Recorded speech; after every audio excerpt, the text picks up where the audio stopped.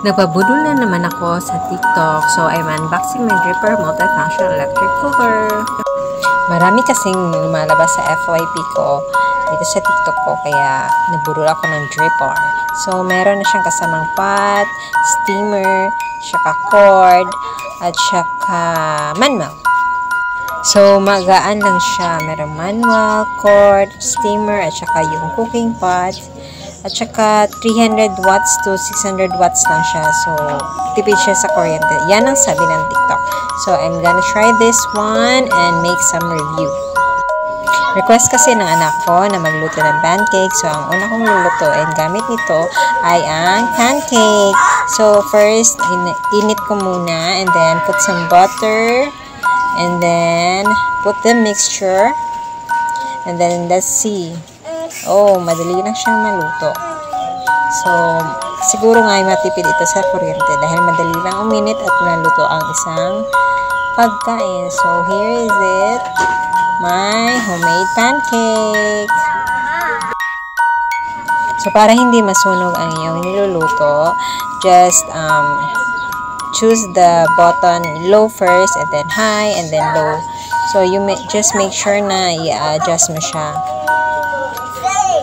Pero okay lang naman siya kung nasa low lang. Kesa nasa high at mapagong. Hahaha.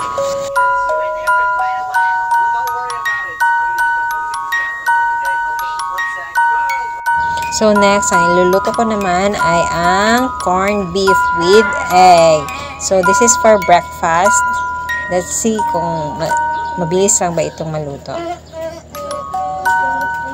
Umiinit talaga siya ng mabilis. So, I guess, maluluto talaga agad ang mga pagkain na niluluto natin.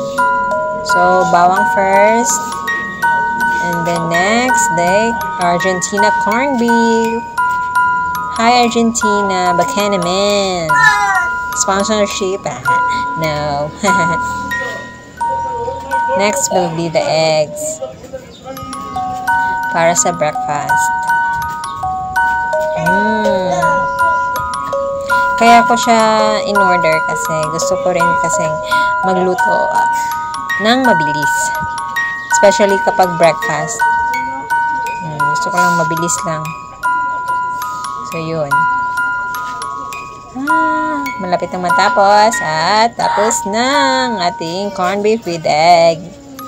Yay! Ready to eat. So, maganda naman itong Dripper. Yeah.